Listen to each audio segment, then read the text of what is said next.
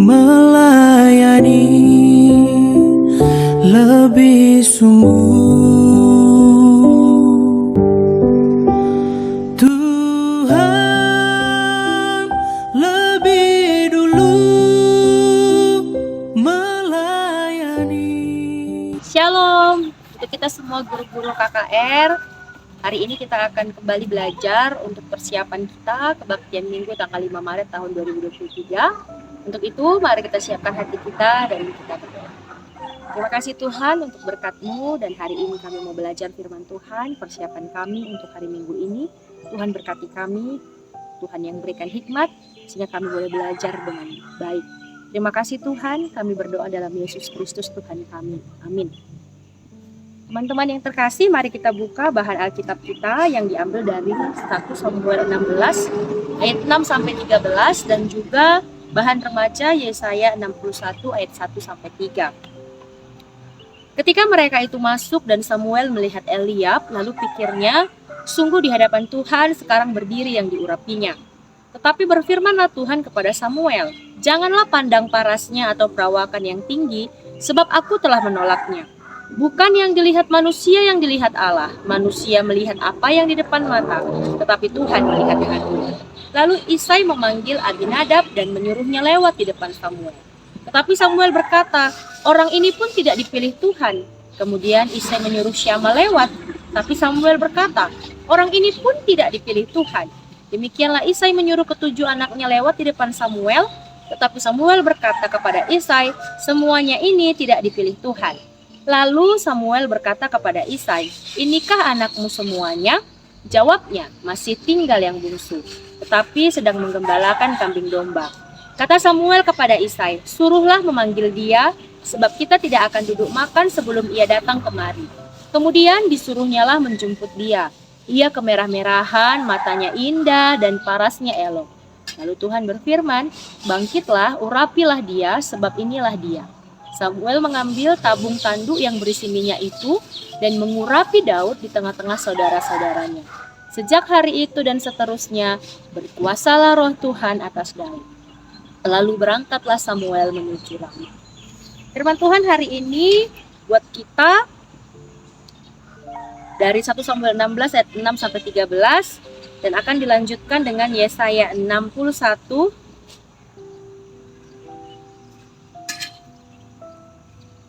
ayat 1 sampai 3. Roh Tuhan Allah ada padaku, oleh karena Tuhan telah mengurapi aku. Ia telah mengutus aku untuk menyampaikan kabar baik kepada orang-orang sengsara dan merawat orang-orang yang remuk hati, untuk memberitakan pembebasan kepada orang-orang tawanan dan kepada orang-orang yang terkurung kelepasan dari penjara, untuk memberitakan tahun rahmat Tuhan dan hari pembalasan Allah kita, untuk menghibur semua orang berkabung, untuk mengaruniakan kepada mereka perhiasan kepala ganti abu, minyak untuk pesta ganti kain kabung, nyanyian puji-pujian ganti semangat yang pudar, supaya orang menyebutkan mereka pohon tarbantin kebenaran, tanaman Tuhan untuk memperlihatkan keagungannya. Demikianlah yang menjadi bahan kita dengan tema bayi anak kecil, anak balita, anak tanggung, anak remaja, yaitu Daud dipilih. Dari tema ini kita bergerak tentang pemilihan. Betapa senangnya kita dipilih. Betapa senangnya apalagi yang memilih kita adalah Tuhan kita sendiri. Daud dipilih oleh Tuhan untuk menjadi raja menggantikan Saul pada saat itu. Fisiknya secara kelihatan, secara fisik Daud itu kecil, mini, dan secara umur dia juga masih kecil karena dia adalah yang bungsu di antara saudara-saudaranya. Dibandingkan abang-abangnya Eliab, Abinadab, sama yang lebih besar badannya, tinggi perawakannya, dan juga besar umurnya, sudah abang-abang, Tuhan lebih memilih Daud. Kenapa? Karena ketika Nabi Samuel melihat Daud, Tuhan berkata inilah orangnya. Kalau dari fisiknya kelihatan, bagi seperti yang kita bilang tadi, Daud itu kecil, warnanya kemerah-merahan, tandanya dia memang masih muda. Tapi yang paling bagus adalah matanya, itu jernih. Itu menggambarkan bahwa Daud itu memiliki hati yang bersih, hati yang paling bagus. Terlihat juga dari Daud itu sedang berada di ladang pada saat itu, menggembalakan domba-domba orang tuanya. Dia yang paling rajin membantu ayahnya di ladang dan menggembalakan domba. Dia juga yang paling berani untuk menghadapi serigala dan beruang, dan bertanggung jawab untuk memberikan makan kepada domba-domba ayahnya. Dari ini kita belajar, kita melihat bahwa pemilihan Daud itu merupakan gambaran dari cara Tuhan untuk memilih orang-orang melakukan pekerjaan Tuhan. Memilih anak-anaknya untuk melakukan pekerjaan-pekerjaannya yang luar biasa. Tuhan memilih manusia itu dari melihat hatinya. Hatinya yang paling bagus yang mana? Yaitu hati yang rendah hati, yang mau disuruh, rela berkorban dan tulus. Bukan seperti cara manusia memilih. Kadang manusia itu memilih seperti ada asas manfaatnya gitu ya. Ada uangnya, karena badannya tinggi, karena wajahnya cantik, atau karena wajahnya ganteng. Ya, kadang-kadang seperti itulah manusia memilih. Tapi kalau Tuhan memilih, bukan ada udang di balik batu atau di balik bakwan gitu ya. Bukan karena kelebihan seseorang secara manusia ya kita melihat, tapi yang kita lihat di situ Tuhan hanya perlu melihat hati kita, hati manusia, yaitu seperti yang kita bilang tadi, yang rendah hati, di mana Tuhan bisa meletakkan Roh Kudusnya, memberikan Rohnya. Di mana roh itulah nantinya ketika dia sudah menguasai hidup manusia, roh itulah yang akan menjadikan, memampukan manusia untuk dapat mengembangkan apa yang ada pada dirinya, walau sekecil apapun, itu dapat menjadi sesuatu yang besar dan berguna untuk kemuliaan Tuhan. Lebih daripada orang yang punya banyak uang tapi tidak mau belajar, lebih daripada orang yang pintar tapi tidak bisa diajari oleh Roh Kudus. Jadi di sini kita melihat bagaimana hati itu mempunyai peran yang sangat penting untuk bisa dipilih melakukan pekerjaan-pekerjaan yang luar biasa. Atau hati itu memiliki peran penting untuk kita menjadi orang-orang yang luar biasa. Dalam bacaan remaja, kita melihat bagaimana Tuhan memilih Yesaya menjadi nabinya, menjadi pembawa berita kebebasan bagi bangsa Israel. Kebebasan berarti menjadi orang penting pada masa itu. Dia bukan orang yang hebat, dia kalangan biasa, tapi yang penting seperti Daud tadi, walaupun dia anak paling kecil, walaupun perawakannya kecil, tapi karena dia punya hati yang bagus, dia terpilih. Nah, Yesaya juga seperti itu. Dia memiliki hati yang mau disuruh oleh Tuhan. Dia mau untuk disuruh. Karena pada saat itu, situasi yang dihadapi Nabi Yesaya adalah situasi yang sulit.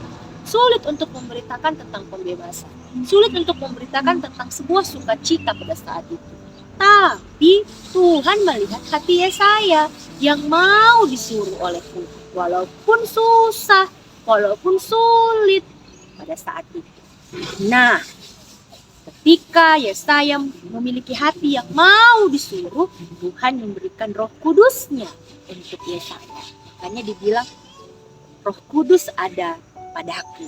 Nah, ketika Roh Kudus ada padaku, pada Yesaya 61 ayat 1 dikatakan, maka Roh Kudus itulah yang menggerakkan Yesaya, memberikan kemampuan kepada Yesaya, memberikan keberanian bertambah-tambah kepada Yesaya, memberikan kreativitas kepada Yesaya untuk bisa memberitakan kebebasan bagi bangsa Israel yang pada saat itu sedang dalam masa pembuangan. Nah, untuk kita para guru, kita mau mengajak anak kecil dan anak tangguh. Karena Tuhan melihat hati, maka kita perlu mengajak anak-anak kita untuk memiliki hati yang bagus. Nah, jadi yang paling penting sekarang anak-anak tahu bahwa bukan baju bagus, bukan hanya baju bagus ya, baju bagus itu juga penting, tapi bukan yang paling penting gitu. Nah, yang paling penting adalah hati yang bagus, hati yang keren, hati yang mantap, di mana bisa Roh Kudus berdiam di dalam kita. Kalau hati kita bagus, Roh Kudus bisa tinggal di dalam kita. Bagaimana contohnya? Hati yang bagus itu terlihat dari anak-anak yang mau disuruh. Nah, memiliki hati yang bagus itu diperoleh dari kebiasaan yang mau disuruh. Bukan pembangkang, bukan suka suka bersilat lidah, suka menjawab, seperti itu. Tapi anak yang mau disuruh, anak yang berrela hati untuk berbagi, anak yang mau belajar hal-hal yang baru, anak yang rajin, itulah anak-anak yang memiliki hati yang bagus. Jadi hari ini dengan tema kita ini, kita mau mengajak anak-anak kita supaya mereka mau untuk disuruh, semangat untuk disuruh, lebih bergiat untuk melakukan pekerjaan-pekerjaan baik di rumah, di sekolah, begitu juga di gereja. Contohnya, kalau guru menyuruh mereka untuk berdoa, mereka langsung mengambil sikap berdoa. Tidak lagi lihat kiri kanan, tidak lagi mengganggu teman, tapi langsung mengambil sikap berdoa. Karena itu adalah ciri-ciri anak yang memiliki hati yang bagus, di mana mereka akan dipilih oleh Tuhan karena hati mereka yang bagus, yang mau disuruh oleh Tuhan. Dan juga belajar untuk kalau nanti diminta oleh guru siapa yang mau berdoa, mereka tidak lagi malu-malu, tapi mereka mau, saya guru. Nah, kenapa? Itulah ciri-ciri dari hati yang bagus, yang mau diberikan perintah dengan sigap. Jadi itulah contoh-contohnya untuk anak-anak kita yang membentuk mereka menjadi pribadi yang memiliki hati yang bagus, dan itulah yang menjadi modal mereka untuk bisa melakukan perkara-perkara yang luar biasa dalam hidup mereka, seperti Daud, sehingga mereka menjadi Daud masa depan, akan menjadi Yesaya masa depan. Untuk remaja kita mengajak mereka untuk seperti anak kecil dan tanggung tadi, bagaimana mereka mengerti bahwa perjuangan untuk menjadi yang terpilih. Nah, anak remaja itu sebenarnya suka ya, terpilih itu sesuatu yang menyenangkan. Mereka sangat sebuah kebanggaan menjadi orang yang terpilih. Nah, perjuangan untuk menjadi yang terpilih, yang terutama bukanlah berbicara tentang penampilan, baju yang paling kekinian, mulai bermake up, bahkan terkadang anak remaja mereka jadi lebih make upan daripada kita orang tua gitu. Kadang-kadang make upnya jadi membuat mereka lebih tua daripada umurnya, terkadang ya. Gaya penampilannya terkadang jadi lebih dewasa daripada umurnya. Kenapa? Karena penampilan is number one, supaya mereka jadi yang nomor satu, jadi yang terpilih. Bukan yang terutama adalah penampilan, bukan terutama adalah rupa, cantik atau ganteng. Karena anak sekarang ya, mereka tuh melihat hasil semuanya, misalnya lihat artis Korea gitu. Nah, jadi mereka pikir orang yang terpilih itu hanya karena mereka punya paras cantik, punya paras ganteng. Padahal kalau mereka mau belajar juga dari orang Korea, artis Korea tadi, sebenarnya kegantengan dan kecantikan mereka itu adalah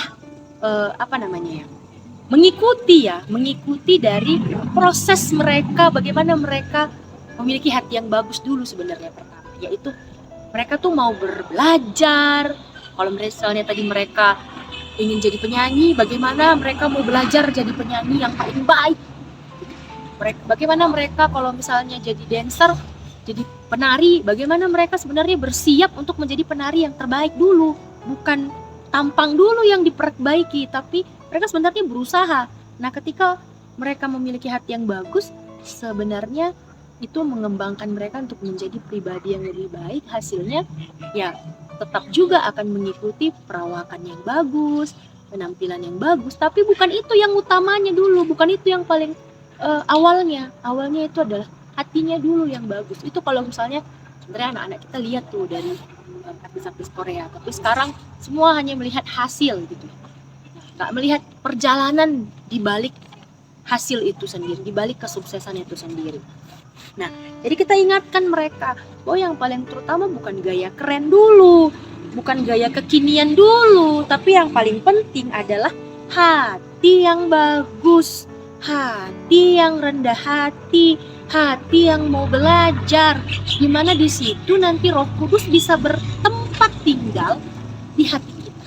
Kalau kita sombong, kalau kita mengandalkan diri sendiri, kalau kita mengandalkan kekuatan kita, Roh Kudus itu nggak bisa tinggal di dalam kita. Dan kalau Roh Kudus nggak tinggal di kita nggak bisa berbuat apa. Nah, kita belajar di sini, kita mengingatkan anak-anak kita bagaimana mereka mau membentuk diri mereka, membentuk pribadi mereka, membentuk hati mereka menjadi hati di mana Roh Kudus bisa tinggal. Mereka lebih rajin, lebih bergiat, berdoa, membaca Alkitab, mulai bergiat untuk belajar dan belajar. Mereka bergiat untuk melakukan apa yang baik di dalam kehidupan mereka.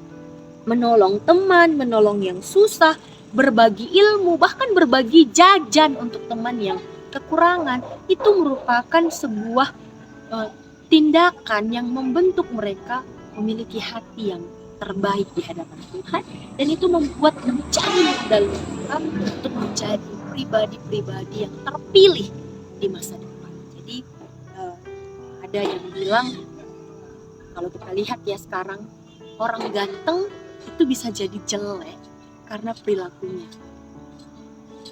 ya kan? Karena perilakunya jelek. Contohnya siapa yang kita sekarang lagi lihat nih? Mohon maaf sekali, Bapak Sambo. Sampai-sampai semua yang marga Sambo kena imbasnya. Nah gitu ya. Jadi maksudnya, padahal orangnya ganteng loh, ganteng. Orang ganteng bisa jadi jelek karena perilakunya jelek. Nah yang kedua, orang jelek bisa jadi ganteng pada waktunya. Bisa jadi ganteng pada waktunya. Karena apa? Karena usaha dan perilakunya yang baik. Karena hatinya yang bagus. Yang terpancar dari usahanya, tindakannya yang selalu mau berusaha, selalu mau disuruh, selalu mau belajar, melakukan itu. Contohnya siapa? Misalnya Bapak Presiden kita. Kalau kita lihat kan, enggaknya ganteng-ganteng kali gitu. Tapi karena tindakannya, usahanya, jadi ganteng banget deh Pak Jokowi ya. Nah jadi seperti itu yang bisa kita pelajari, bagaimana kita menjadi orang-orang terpilih. Kita ajak anak-anak kita, baik kecil, tanggung, balita, remaja, supaya mereka menjadi terpilih. Yang paling penting adalah bagaimana membentuk diri menjadi pribadi yang memiliki hati yang mau belajar, hati yang rendah hati yang dimana Roh Kudus bisa tinggal di dalamnya. Karena ketika Roh Kudus ada di situ, yang kecil sekalipun di dalam diri kita itu bisa menjadi besar, berkembang karena Roh Kudus di dalam.